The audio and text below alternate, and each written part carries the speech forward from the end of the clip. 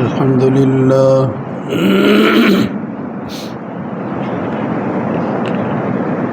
الحمد لله نحمده ونستعينه ونستغفره ونعوذ بالله من شرور أنفسنا ومن سيئات أعمالنا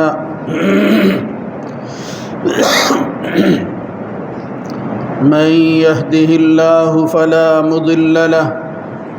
ومن يضلل فلا هادي له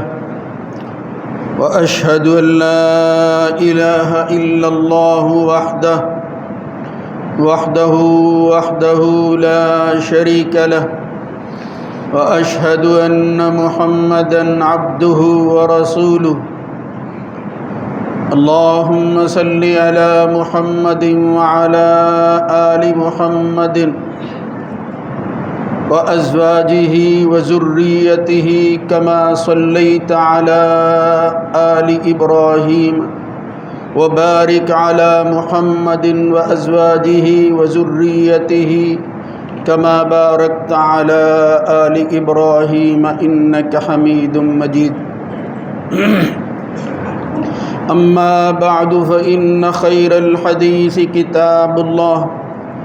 وخير الهدى هدى محمد صلى الله عليه وآله وسلم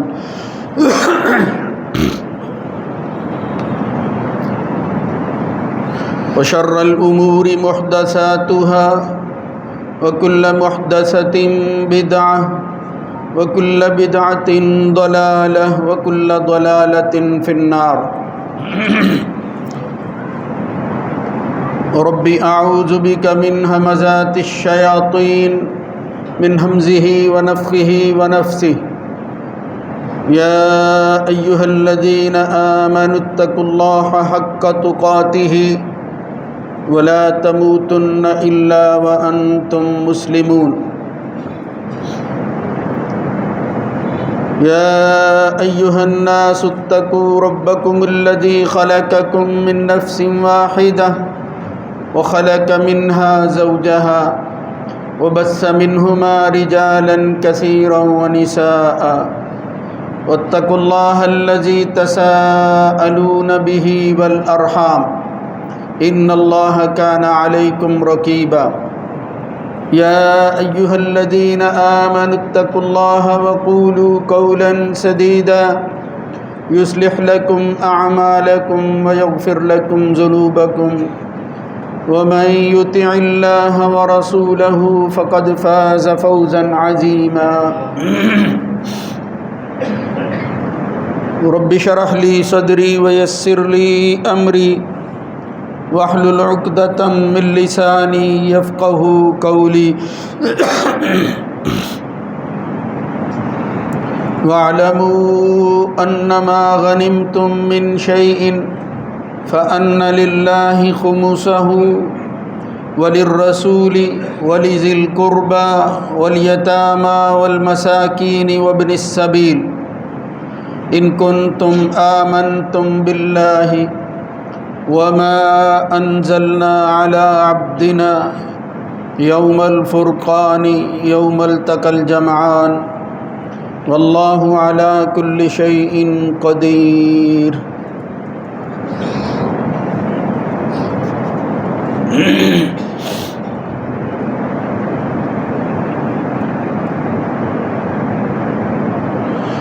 اور جان لو کہ غنیمتوں میں سے جو کچھ بھی تمہیں دیا جاتا ہے اس میں 5واں حصہ اللہ کے لیے،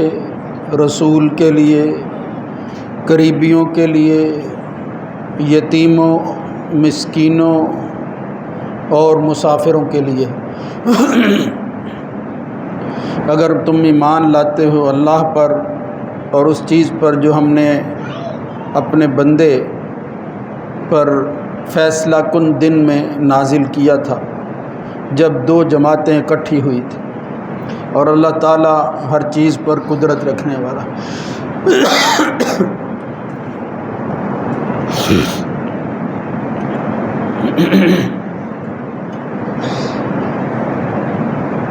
ہر قسم کی حمد و ثنا اللہ مالک الملک کے لیے ہے۔ درود و سلام سید الرسل خاتم النبیین جناب محمد الرسول اللہ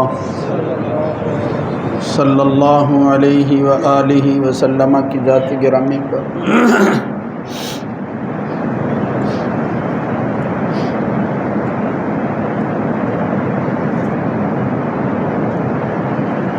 اسلام کی تاریخ میں آخری نبی کے بعد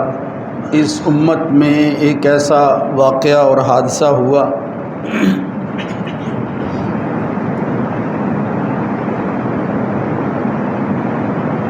کہ اس واقعے کے بعد مسلمانوں کی جماعت کے دو حصے ہو گئے۔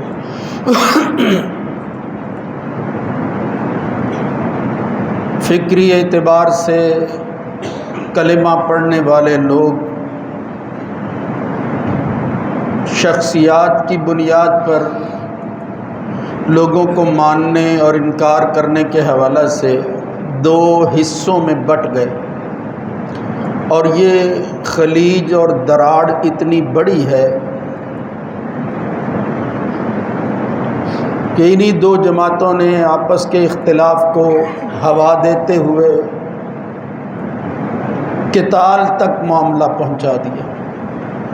مسلمان کی تلوار مسلمان کے خلاف نکلی ہے، اسی کی بنیاد پر ایمان اور کفر کے فیصلے ہونے لگے۔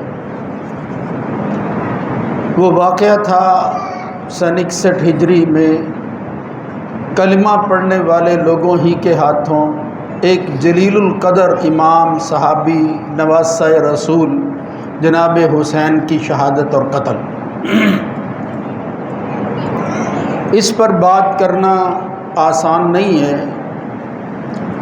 بالخصوص ہم جس زمانے میں اس وقت زندگی گزار رہے ہیں، یہاں چیزیں اس طرح عام آدمی کی پہنچ تک آ گئی ہیں کہ جس میں بندہ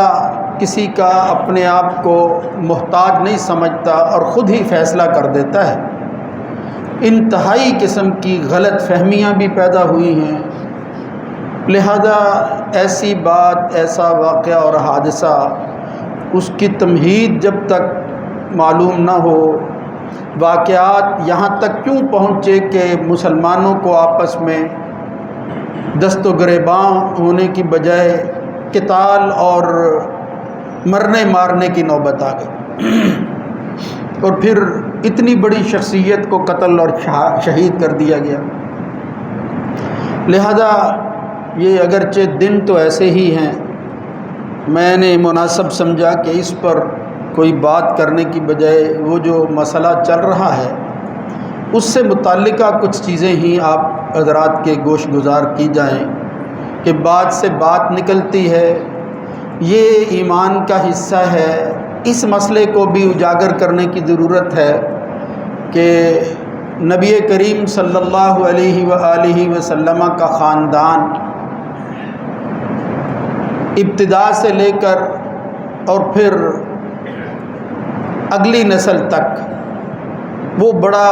عظمت والا، بڑی شان اور قدر والا ہے۔ اس کو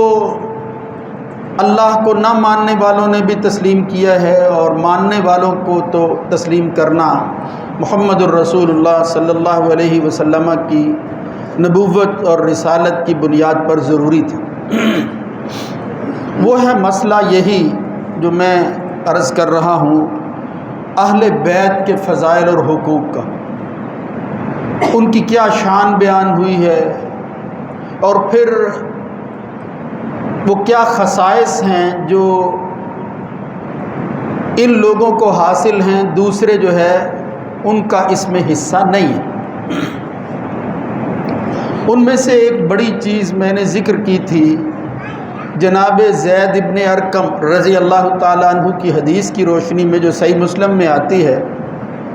کہ جب ان سے اہل بیت کے متعلق پوچھا گیا تو انہوں نے ازواج کے ساتھ ساتھ کچھ ایسے لوگوں کو شامل کیا جن کے متعلق خود محمد الرسول اللہ صلی اللہ علیہ وسلم نے ہر اہم موقع پر تکرار کے ساتھ مسلمانوں کے سامنے یہ مسئلہ رکھا اور اس کی اہمیت کو اجاگر کیا کہ میرے اہل بیت کون ہیں۔ حضرت زید ابن ارقم نے کہا کہ وہ لوگ جن پر صدقہ حرام ہے۔ اسی طرح ایک مشہور واقعہ ہے اسلام کی تاریخ میں، واقعہ مباہلہ جسے کہتے ہیں۔ نجران کے عیسائی مسلمانوں کے ساتھ مقابلہ کرنے کے لیے اور مباحثہ کرنے کے لیے آئے، معاملہ مباہلے تک پہنچا ہے۔ تو اس وقت قرآن مجید کی آیات بتاتی ہیں کہ اللہ نے کہا ندعو ابناءنا وابناءکم وانفسنا وانفسکم ثم نبتہل فنجعل لعنۃ اللہ علی الکاذبین۔ اپنے خاندانوں کو بلا لو اور فیصلہ آج ہو جائے، جو سچا ہوگا وہ بچ جائے گا۔ تو محمد الرسول اللہ صلی اللہ علیہ وسلم نے اپنے خاندان کے جن لوگوں کو بلایا تھا ان میں یہی علی، فاطمہ، حسن اور حسین تھے۔ یہ اب الگ بات ہے کہ لوگوں نے اس میں بھی کچھ ایسی چیزیں نکالنا شروع کر دیں کہ دیکھو نبی کریم صلی اللہ علیہ وسلم کی ایک ہی بیٹی تھی، ورنہ آپ دوسروں کو نہ بلاتے اگر وہ بیٹیاں ہوتی۔ یعنی وہی خلیج جس کا میں پہلے ذکر کر رہا تھا اس حد تک چلی گئی کہ حضور کے خاندان کو تسلیم کرنا جو ہے وہ بھی گوارا نہ ہوا انہیں، اس کا بھی انکار کر دیا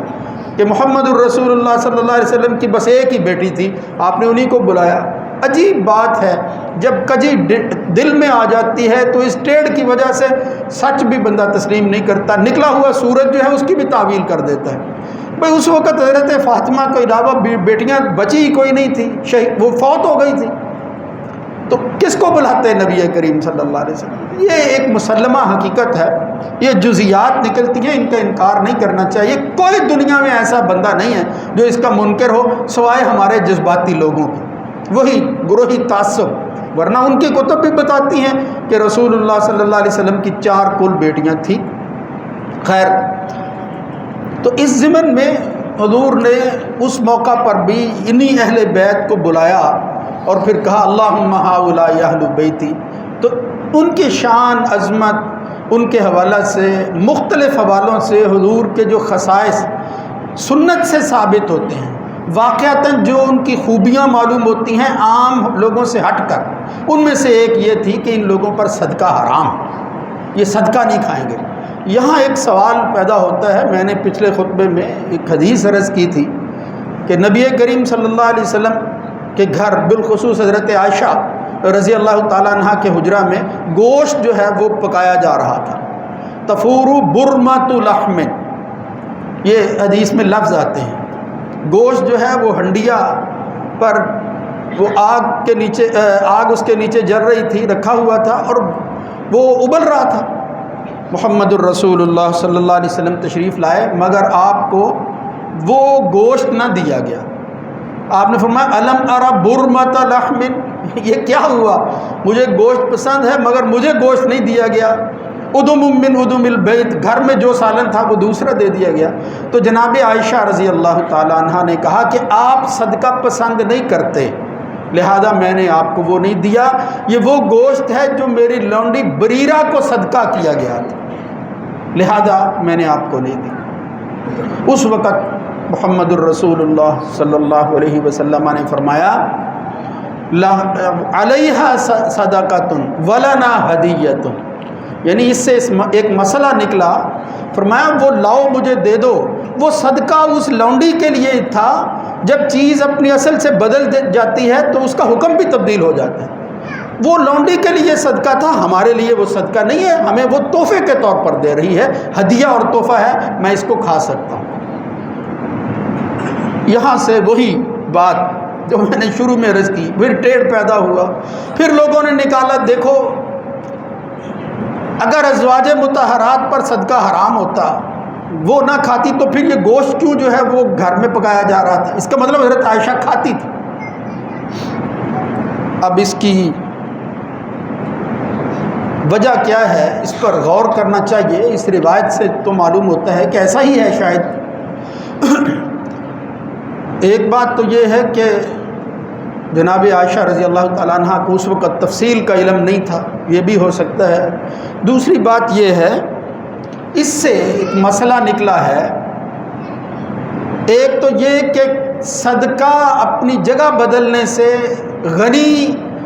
مالدار لوگ اور وہ جن کے لیے صدقہ لینا جائز نہیں ہے وہ بھی استعمال کر سکتے ہیں، جس طرح رسول اللہ صلی اللہ علیہ وسلم نے کیا۔ دوسری بات جو یہاں سے نکلی ہے وہ یہ کہ یہ جو حضور نے کہا اور پھر معاملہ، یہ واقعہ جو بھی میں نے آپ کے سامنے عرض کیا ہے، اس سے یہ پتہ چلتا ہے کہ نبی کریم صلی اللہ علیہ وسلم کے بتانے کے بعد شریعت کے مسئلے کا علم ہوتا ہے، پہلے نہیں ہوتا۔ پہلے خاندان کے ازواج کی میں سے کوئی ہو، یعنی قریبی لوگ بھی ہوں، مسئلہ دین شریعت اس کا پتہ چلتا ہے اللہ کے رسول کی زبان سے، کسی کا ذاتی فیصلہ نہیں ہوتا۔ تو اس کے بتانے کے بعد جو ہے وہ بالکل نوعیت بدل گئی۔ یہ کہاں ثابت ہوا کہ نبی کریم صلی اللہ علیہ وسلم کی ازواج جو ہیں وہ صدقہ کھاتی تھی؟ میں نے وہ واضح روایت پیش کی تھی کہ وہ صدقہ نہیں کھاتی، انہی لوگوں میں شامل تھی۔ مطلب یہ ایک اضافی شان ہے، اگرچہ یہ ان میں شامل نہ بھی ہو پھر بھی وہ حضور کے خاندان کا حصہ ضرور ہے۔ لیکن میں کہہ رہا ہوں اس کے ساتھ ساتھ یہ ساری چیزیں، یہ شک بھی ان پر لاگو ہوتی ہے کہ وہ صدقہ نہیں کھاتی تھی۔ یہاں سے ایک اور مسئلہ نکلا ہے کہ یہ جتنے لوگ اہل بیت کے ہیں ان کے لیے کون سا صدقہ ہے کہ جو حرام ہے، وہ صدقہ نہیں کھائیں گے۔ نبی کریم صلی اللہ علیہ وسلم فرمایا انما ہی اوساخ الناس، یہ لوگوں کی مالوں کی میل ہوتی ہے۔ قرآن مجید میں اللہ فرماتا ہے خذ من اموالہم صدقۃ تطہرہم وتزکیہم بہا، ان کے مالوں میں سے صدقہ لیجئے اور پھر ان کو جو ہے وہ پاک کیجئے، ان کا تزکیہ کیجئے۔ یعنی یہ مال، اس میں سے جب ضروری حصہ نکل جاتا ہے تو دوسرا مال پاک ہو جاتا ہے، یہ انسانوں کی پاکیزگی کا ذریعہ ہے۔ ان کو یہ جو مال ہے، یہ جو صدقے کا لفظ ہے، یہ ہے فرض صدقہ یعنی زکوٰۃ۔ زکوٰۃ کے متعلق یہ قطعی فیصلہ ہے کہ وہ محمد و آل محمد کے لیے جائز نہیں ہے، لیکن صدقۃ التطوع جسے کہتے ہیں نفلی صدقہ ہے، ویسے آپ کسی پر نیکی کرتے ہیں، ویسے اللہ کے راستے میں کچھ دیتے ہیں، تو کیا یہ بھی آل محمد نہیں کھا سکتے؟ یعنی یہاں سے ایک مسئلہ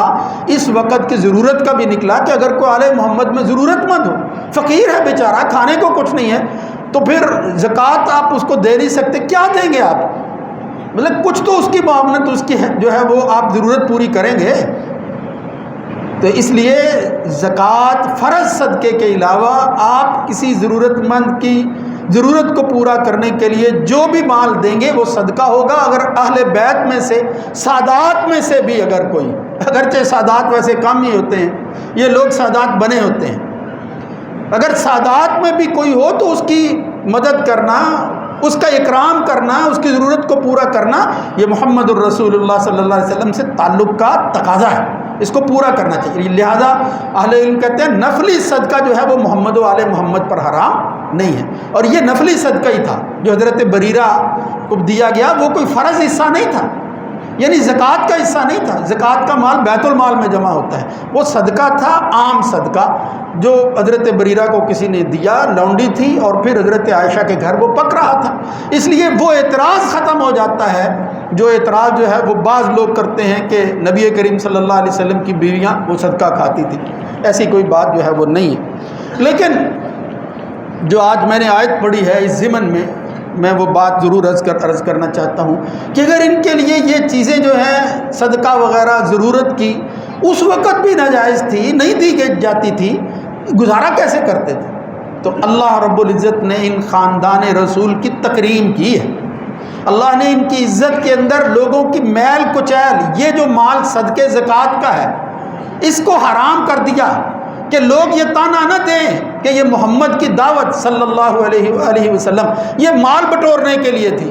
یہ خاندان کو مال جو ہے وہ دینا چاہتے تھے، لوگوں کا مال ہتھیانا چاہتے تھے۔ اللہ نے اپنے نبی کو اس سے پاک رکھا ہے، اس لیے فرمایا یہ زکوٰۃ صدقے کا مال وہ میرے اوپر اور میری آل پر تو حرام ہے، میرا خاندان اس کو نہیں کھائے گا۔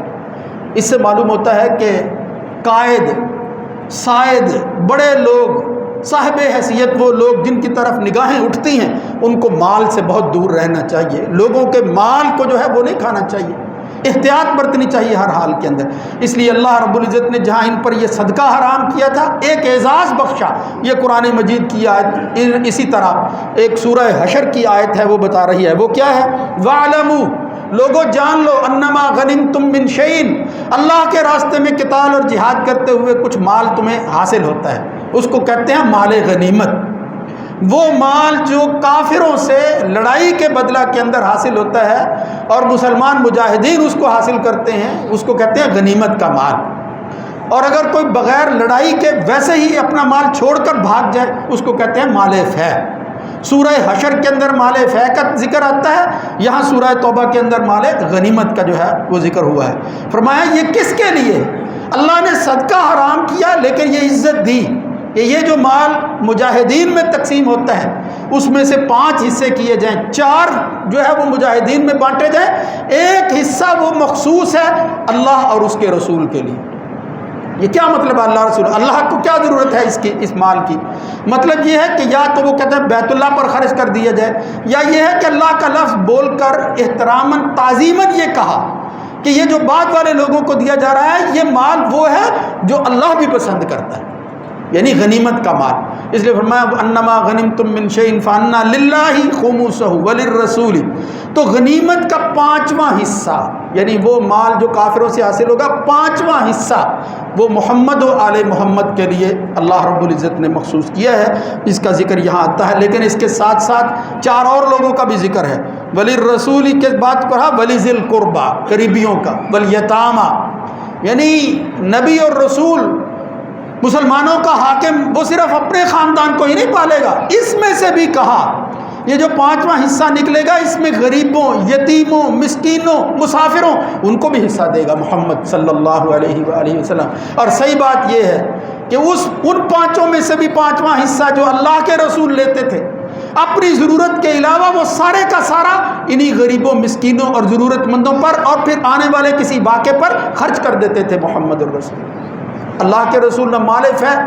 فے تو ہے ہی سارا رسول کے لیے، ما افاء اللہ علی رسولہ من اہل القری فللہ وللرسول ولذی، وہاں بھی یہی آیتیں آتی ہیں کہ یہ لوگ جو ہیں یہ حصے دار ہیں، مگر اختیار سارے کا سارا وہ نبی کریم صلی اللہ علیہ وسلم۔ غنیمت کی طرح اس میں کسی دوسرے کا کوئی مال نہیں ہے۔ جس طرح یہودیوں کا ایک قبیلہ بنو نذیر تھا، وہ مال چھوڑ کر بھاگ گیا تو وہ سارے کا سارا مال اس کا اختیار محمد الرسول اللہ صلی اللہ علیہ وسلم کو ملا تھا۔ تو بہرحال یہ غنیمت محمد الرسول اللہ صلی اللہ علیہ وسلم نے فرمایا اعطیت خمسا لم یعطہن احد قبلی، 5 چیزیں جو میرے ساتھ اللہ نے خاص کی ہیں ان میں سے ایک یہ ہے احلت لی المغانم، ان میں سے ایک چیز یہ غنیمتوں کا مال ہے میرے لیے حلال کیا گیا ہے، ولم تحل لأحد، مجھ سے پہلے کسی کے لیے یہ حلال نہیں تھا، پہلی قوموں کے لیے غنیمت کا مال لینا بھی حلال نہیں تھا، جلا دیتے تھے، وہ کھا نہیں سکتے تھے۔ اس امت کے لیے محمد الرسول اللہ صلی اللہ علیہ وسلم کے ذریعے یہ غنیمتوں کا مال حلال ہوا ہے، حضور خود اس میں سے کھاتے تھے اور ضرورت مندوں کو جو ہے وہ دیتے تھے۔ اسی طرح فے کا مال ہے، تو اس سے معلوم ہوا کہ اگر کوئی خاندان رسول کا بندہ ہو تو ان کو خمس دیں، 5واں حصہ دیں، لیکن وہ 5واں حصہ کہاں سے دیں گے؟ وہ غنیمت کا مال ہو، کافروں سے لیا ہوا ہو۔ یہ نہیں ہے کہ آپ زکوٰۃ نہ دیں اور خمس کا جو ہے وہ دعویٰ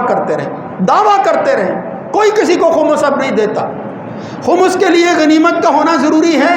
اللہ کہتا ہے قرآن مجید میں، اور ان کی کتب کہتی ہیں جو لوگ خمس کا نعرہ لگاتے ہیں، کہیں خمس کا جو ہے وہ زکوٰۃ کا بدل نہیں ہے کہ آپ زکوٰۃ نہ دیں، خمس جو دے رہے ہیں عام مال تجارت میں حساب کر کے خمس دینا، اور سادات کو پالنا، اور سادات کو جو ہے وہ صاحب حیثیت کو دوسروں کو دینا چاہیے، صرف کھانا ہی نہیں چاہیے، وہ خواہ اس وقت کی امت کے بڑے بڑے لوگ ہوں۔ تو غنیمت کا مال جو ہے اس میں سے کچھ حصہ وہ حاکم وقت اہل بیت کی ضرورتوں کو پورا کرنے کے لیے دے، یہ نہیں ہے جن کے پاس مال پہلے ہی موجود ہے ان کو جو ہے وہ پالتے رہیں، یہ خاندان کے لوگ ہیں، سادات ہیں جن کو مال دیتے رہیں۔ یہ غلط فہمی ہے جو لوگوں نے پیدا کی ہے، یہ ہے مال بٹورنے والے لوگ۔ اس لیے زکوٰۃ ایک فریضہ ہے، زکوٰۃ کی عدم ادائیگی پر کسی ابو بکر کی ضرورت پڑتی ہے جو سمجھاتا ہے کہ بھئی یہ نماز کی طرح اور دوسرے ارکان کی طرح ایک رکن ہے اسلام کا، جو آدمی اپنی زکوٰۃ نہیں نکالے گا وہ خمس کا اعلان کر کے بری نہیں ہو جائے گا، اللہ کے ہاں مجرم سمجھا جائے گا۔ اس لیے زکوٰۃ اپنی جگہ پر موجود ہے، خمس جو ہے اس کی ایک خاص صورت ہے، اس کے علاوہ اس کی کوئی حقیقت نہیں ہے۔ تو اس ضمن میں کئی مسائل اور بھی تھے، لیکن بس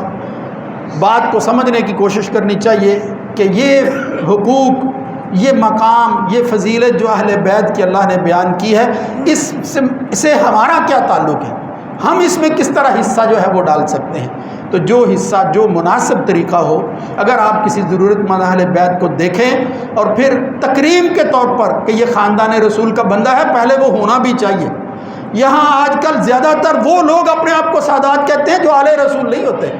کہاں ہے آل رسول؟ یہاں ہمارے بر صغیر کے اندر اتنے آل رسول پائے جاتے ہیں، دعوے دار، کہ جس سے معلوم ہوتا ہے کہ وہ خاندان تو بہت ہی بڑا تھا، باقی لوگ تو دنیا میں تھے ہی نہیں۔ تو میرے بھائیوں، یہ ان کی بات نہیں ہے، وہ خاص لوگ ہیں، غیرت والے لوگ ہوتے ہیں، زہد اور تقوی والے لوگ ہوتے ہیں، وہ مال کھانے والے لوگ نہیں ہوتے۔ لہٰذا یہ جو ڈھونگ رچایا ہوا ہے لوگوں نے سید اور سادات کے نام پر، ان سے بھی بچنا چاہیے، اور جو بہرحال اہل بیت کا حق ہے وہ پورا کرنے کی کوشش کرنی چاہیے۔ اللہ تعالیٰ ان مسائل کو سمجھنے کی توفیق عطا فرمائے۔ اقول قولی ھذا استغفر اللہ لی ولکم ولسائر المسلمین۔